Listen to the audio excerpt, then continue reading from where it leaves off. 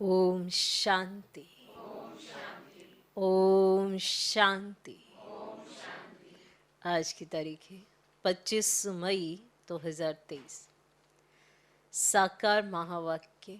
बाबा कहते, मीठे बच्चे, देह सहित तुम्हारे पास जो कुछ भी है वह सब बलि चढ़ा दो, फिर ट्रस्टी बन संभालो तो ममत्व निकल जाएगा।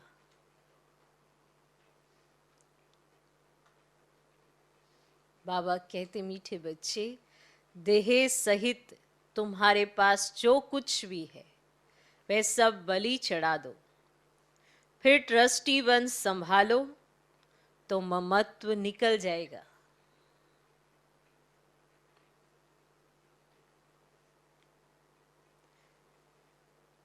देह सहित तुम्हारे पास जो कुछ भी है तो वो सब बलि चढ़ा दो, फिर ट्रस्टी हो संभालो तो ममत्व निकल जाएगा। आज का प्रश्न, हर एक ब्राह्मण बच्चे को कौन सी युक्ति जरूर सीखनी चाहिए? हर एक ब्राह्मण बच्चे को कौन सी युक्ति जरूर सीखनी चाहिए?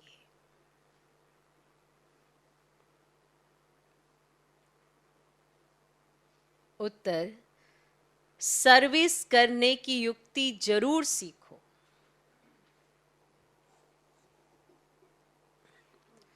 शौक होना चाहिए कि कैसे सिद्ध कर बताएं परमात्मा कौन है। शौक होना चाहिए कि कैसे सिद्ध कर बताएं परमात्मा कौन है। तुम्हें बाप की श्रीमत मिली हुई है। तुम्हें बाप की श्रीमत मिली हुई है।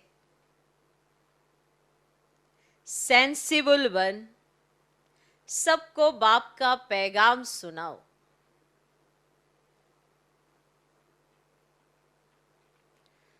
तुम्हें बाप की श्रीमत मिली हुई है।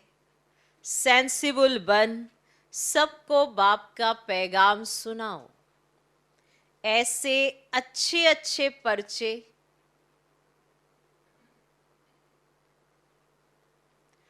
कार्ड छपाओ।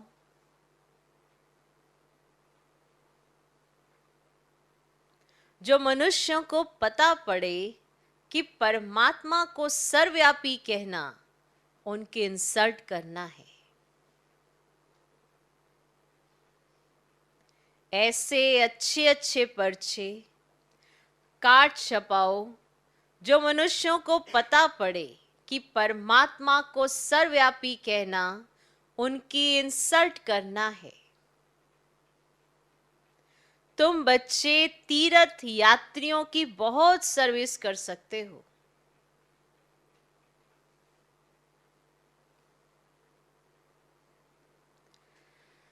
तुम बच्चे तीर्थ यात्रियों की बहुत सर्विस कर सकते हो। तो हर एक ब्राह्मण बच्चे को कौन सी युक्ति जरूर सीखनी चाहिए? उत्तर, सर्विस करने की युक्ति जरूर सीखो। शौक होना चाहिए कि कैसे सिद्ध कर बताएं परमात्मा कौन है। तुम्हें बाप की श्रीमत मिली हुई है। सेंसिबल बन सबको बाप का पैगाम सुनाओ। ऐसे अच्छे अच्छे पर्चे कार्ड छपाओ जो मनुष्यों को पता पड़े कि परमात्मा को सर्वव्यापी कहना उनकी इंसल्ट करना है।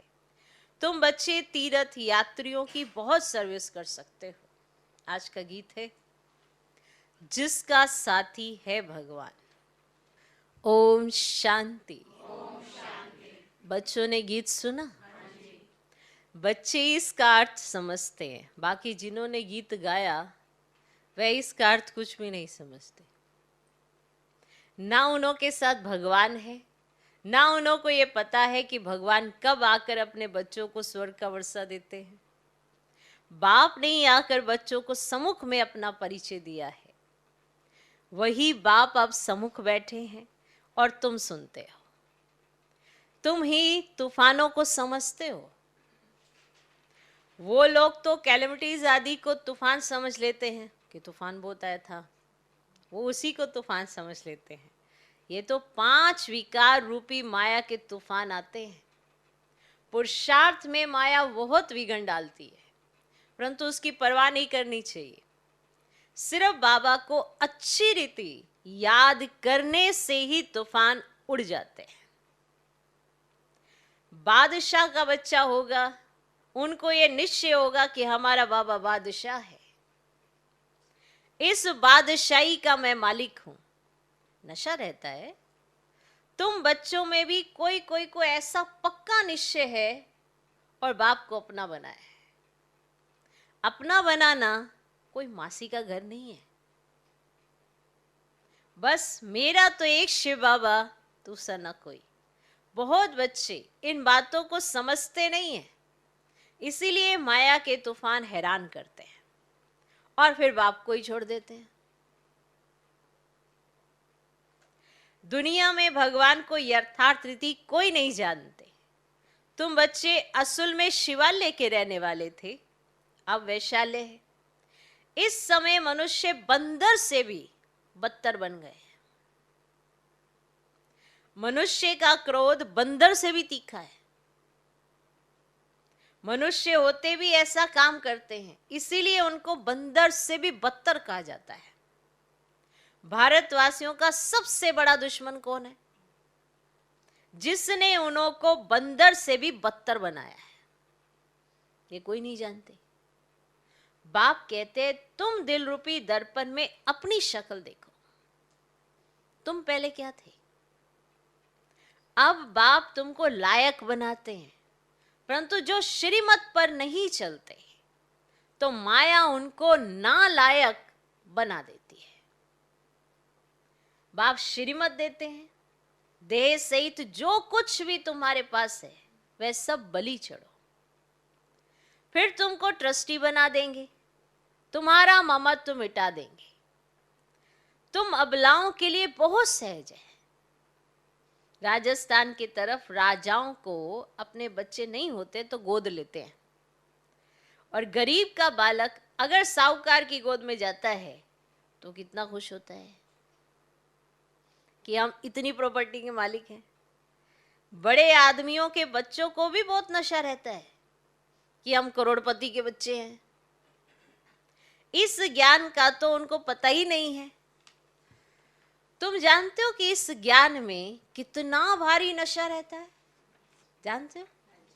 जानते हो? श्रीमत पर चलने से श्रेष्ठ बनेंगे, नहीं चलने से नहीं बनेंगे। श्रीमत पर चलेंगे तो श्रेष्ठ बनेंगे, नहीं चलने से नहीं बनेंगे। भगवान कहते हैं तुमको तो कोई किस्म की परवाह ही नहीं। रात दिन तुमको नशा रहना चाहिए कि हमको बाबा 21 जन्मों के लिए स्वर्ग की राजाई का वर्षा देते, हम बाबा की संतान बने हैं। वास्तव में सब शिव बाबा की संतान है, परंतु अब शिव बाबा आकर प्रैक्टिकल में अपना बच्चा बनाते हैं। अभी तुम सम्मुख बैठे हो, जानते हो शिव बाबा हमको अपना बनाकर स्वर्ग के लायक बनाने के लिए मत देते हैं कि बच्चे किसके नाम रूप में नहीं फंसना है। एक शिव बाबा का नाम रूपी बुद्धि में रखना है। उनका नाम रूप ही मनुष्यों से न्यारा है। बाप कहते तुम हमारे थे, निर्वाण धाम में रहने वाले थे। क्या तुम भूल गए हो कि हम आत्मा परम धाम, शांति धाम अथवा निर्वाण धाम की रहने वाली हैं? भूल गए हो? हमारा स्वधर्म शांत है। ये शरीर ऑर्गन्स हैं कर्म करने के लिए, नहीं तो पाठ कैसे बजाएंगे? हम आत्मा निराकारी दुनिया के रहवासी हैं, ये बिल्कुल नहीं जानते।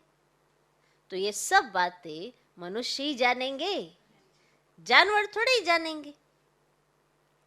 और परमात्मा को सर्वव्यापी कह दिया है तो खुद को भी भूल गए कि हम आत्मा हैं। अब कहते क्राइस्ट को, इब्राहिम को परम पिता परमात्मा ने भेजा, तो जरूर कोई बाप है ना भेजने वाला। ये तो तुम जानते हो कि ड्रामा अनुसार हर एक आता रहता है, भेजने करने का तो सवाल ही नहीं उठता। इस समय मनुष्य अज्ञान अंधेरे में है, ना बाप को, ना अपने को, ना रचना को जानते हैं। मैं आत्मा हूं, ये शरीर अलग है, हम आत्मा वहां से आए हैं, तो ये सब बातें बाबा ही याद दिलाते हैं। और बाप कहते हैं सभी को याद दिलाओ।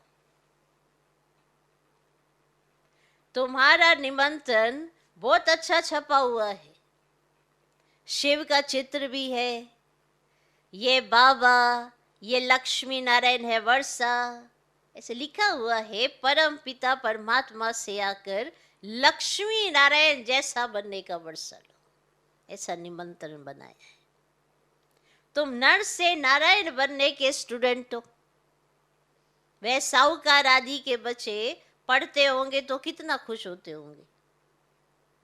साहूकार के बच्चे ना जब पढ़ाई करते हैं तो कितना खुश होते होंगे, और आप तो नर से नारायण बनने की पढ़ाई पढ़ते हो तो कितना नशा होना चाहिए। वो चाहे पढ़ के कितना भी कुछ ऊंच पद पाले, परंतु तो हमारे आगे तो वह कुछ भी नहीं है। इतना नशा तुमको होना चाहिए। ये बाबा क्या कर रहे, आपको नशा इमर्ज करा रहे कि आप सोचो तो सही आप कौन हो। जब तक आपको यही याद नहीं आएगा कि बाबा क्या करा रहे हैं, क्या बना रहे हैं, तो नशा कैसे चढ़ेगा। ये नशा दे रहे हैं बाबा आपको, तब आपको अपने जीवन का मूल्य समझ में आएगा। तो फिर आपके आगे तो वो है कुछ भी नहीं है। अल्पकाल के सुख लिए मेहनत करते हैं और तुम बच्चे सदा सुख पाते हो। ये भी तुम ही कह सकते हो।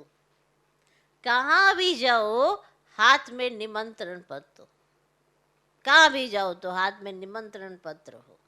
बोलो ये सभी आत्माओं का बाप स्वर्ग का रचयिता है, इनसे वर्षा कैसे मिलता है सो लिखा हुआ है। अब ये निमंत्रण एरोप्लेन से गिरा सकते हो, अखबार में भी डाल सकते हो, बड़े बड़े को निमंत्रण मिल जाएगा। ये एरोप्लेन विनाश के लिए भी है तो तुम्हारी सर्विस के लिए भी है। एरोप्लेन से विनाश होता है तो तुम सर्विस भी कर सकते हो इससे। ये काम गरीब तो कर ना सके, परंतु बाप है ही गरीब निवाज, गरीबी वर्षा पाते हैं। और साहूकार तो ममत्व में फंसे हुए हैं, सरेंडर होने में हृदय उद्दीन होता है। कन्याओं माताओं का इस समय ही भाग्य उदय होता है, उनका हृदय उद्दीन होता है और कन्याओं और माताओं का भाग्य उदय होता है। तो बाप कहते हैं इन माताओं द्वारा ही भारत का और साधु संत विद्वानों का उद्धार करना है। आगे चलकर वे सब आएंगे। अभी वो लोग समझते हैं हमारे जैसा कोई है नहीं, अभी तो वो ये समझते हमारे जैसा कोई है नहीं। वे ये नहीं जानते कि ग्रस्त व्यवहार में रहते बाप ने राजयोग सिखाया है। उन्हों का हठ योग कर्म संन्यास अलग है। भगवान तो जरूर आकर स्वर्ग का मालिक बनाएंगे। तो तुमको कितनी खुशी रहनी चाहिए, कितनी खुशी रहनी चाहिए। बाबा भक्ति में भी लक्ष्मी नारायण के चित्र को बहुत प्यार से साथ में रखते थे। श्री कृष्ण के चित्र को देख बहुत खुश होते थे। बाबा बच्चों को समझाते हैं कि अपना और दूसरों का कल्याण करना है तो सर्विस में लग जाओ। एम ऑब्जेक्ट तो बहुत क्लियर है। वर्षा है डीटी वर्ड 70, ऊपर शिव बाबा नीचे लक्ष्मी नारायण। कितना सहज है समझाना। तो सबको निमंत्रण देना है। बेहद के बाप से स्वर्ग का वर्षा जरूर मिलना है। तो जहाँ बहुत लोग जाते हैं ना, वहाँ ये पर्चे जरूर फेंकने चाहिए। कोई कुछ कह ही नहीं सकता। अगर कोई कहे तो हम सिद्ध कर समझाएंगे कि बाप जिससे स्वर्ग का वर्षा मिलता है उनको तुम सर्वव्यापी कहते हो। बाप कहते देखो ये मेरी इंसल्ट करते हो। मैं स्वर्ग का मालिक बना था, मुझे फिर पितर ठीक कर में डाल दिया है। अब तुम्हें श्रीमत मिलती है, ये पर्चे खूब बांटो। अमरनाथ की यात्रा पर झुंड जाता है ना, वहां जाकर बांटो। इसमें लिखा हुआ है यज्ञ तप तीर्थ आदि से मैं नहीं मिलता हूं, परंतु समझाने वाला ना सेंसिबल चाहिए, समझाना चाहिए। वह है गॉड फादर। सिर्फ भगवान ईश्वर परमात्मा कहने से पिता अक्षर नहीं आता। अब गॉड फादर कहने से पिता अक्षर आता है। हम सभी एक फादर के बच्चे ठहरे, और परमात्मा सर्वव्यापी है तो क्या परमात्मा पतित हो गया? अब वे तो है ऊंच ते ऊंच, है ना, ऊंचे ते ऊंचा। उनका यादगार मंदिर भी है। तो बच्चों को ना युक्ति से सर्विस करने का शौक चाहिए। यात्रा पर जाकर बहुत सर्विस कर सकते हो, और वह है जिस्मानी यात्री और तुम हो रूहानी यात्री। समझाना चाहिए तुम कहाँ जाते हो। तो शंकर पार्वती तो सूक्ष्म वतन में रहते हैं, यहाँ वे कहाँ से आए? तो ये सब है भक्ति मार्ग। तो ऐसे तुम बहुत सर्विस कर सकते हो। भक्त बेचारे बहुत धक्के खाते रहते हैं, तो उन पर तरस पड़ता है। उनको बोलो तुम अपने धर्म को भूले हुए हो। हिंदू धर्म किसने स्थापन किया? अब सर्विस तो बहुत है, बच्चों को खड़ा होना चाहिए। तो बाप आए ना स्वर्ग का वर्षा देने, फिर भी माया नाक से पकड़ एकदम मुंह फिरा देती है। इसीलिए माया से बहुत खबरदार रहना है। बाबा देने आए वर्षा, तो वर्षा लेने के लिए बाबा के पास आना, वो मुंह ही फिरा देती है कि वर्षा ही ना ले सके। इसीलिए माया से खबरदार रहना। अभी तुम बच्चे बाप दादा के सम्मुख बैठे हो, दुनिया को थोड़ी ही मालूम है कि बाप सम्मुख आए हैं।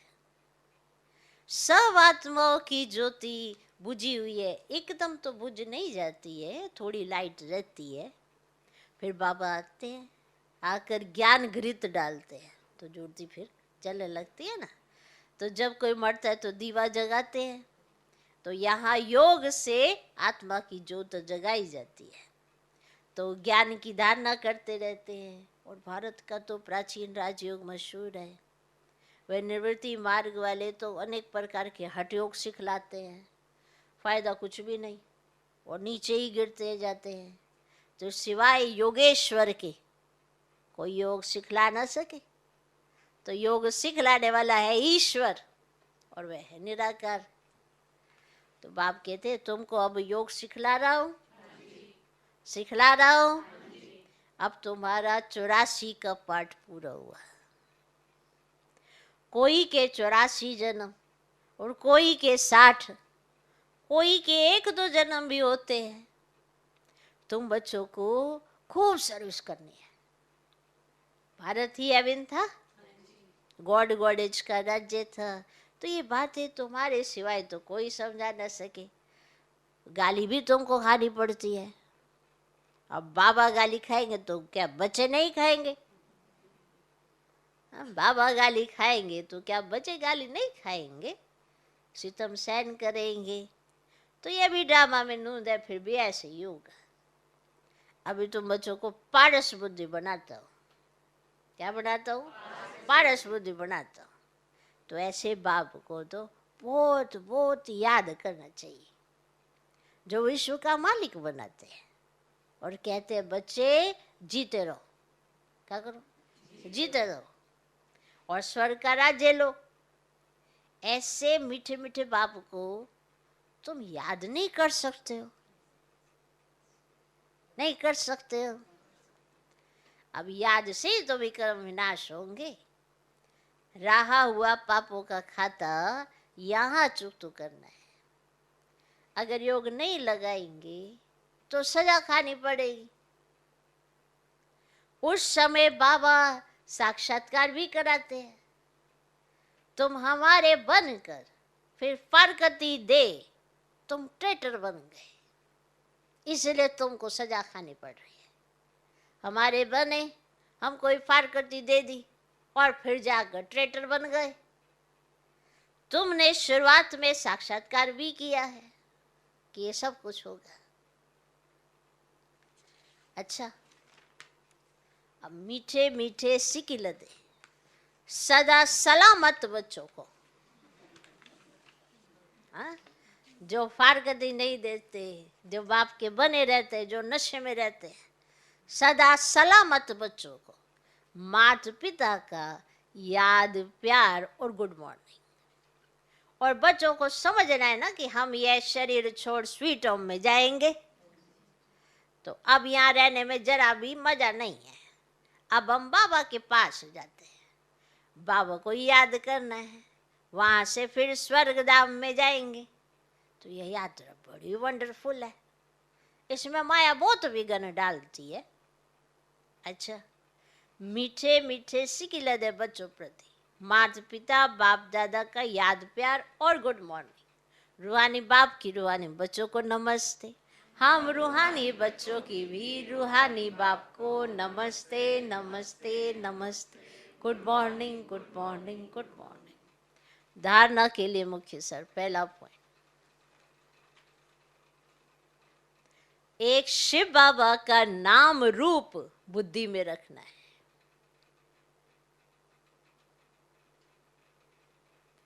एक शिव बाबा का नाम रूप बुद्धि में रखना है और किसी के भी नाम रूप में फंसना नहीं है।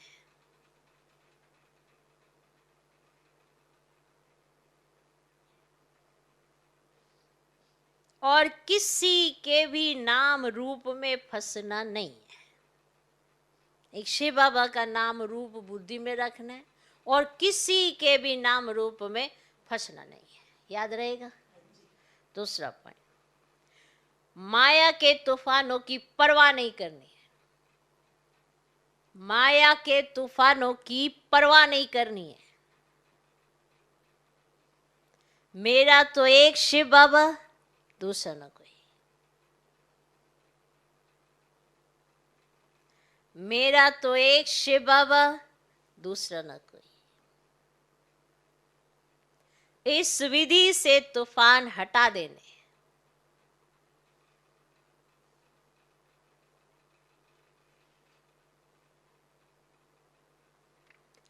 इस विधि से तूफान हटा देने।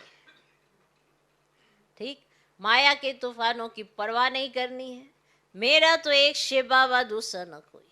इस विधि से तूफान हटा देने। आज का वरदान, सदा यथार्थ श्रेष्ठ कर्म द्वारा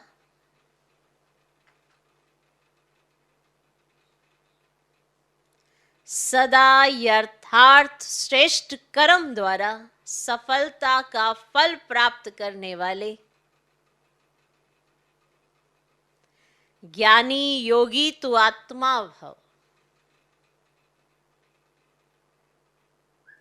सदा यथार्थ श्रेष्ठ कर्म द्वारा सफलता का फल प्राप्त करने वाले ज्ञानी योगी तू आत्मा भव। जो ज्ञानी और योगी तू आत्मा है, उनके हर कर्म स्वतः युक्ति युक्त होते हैं।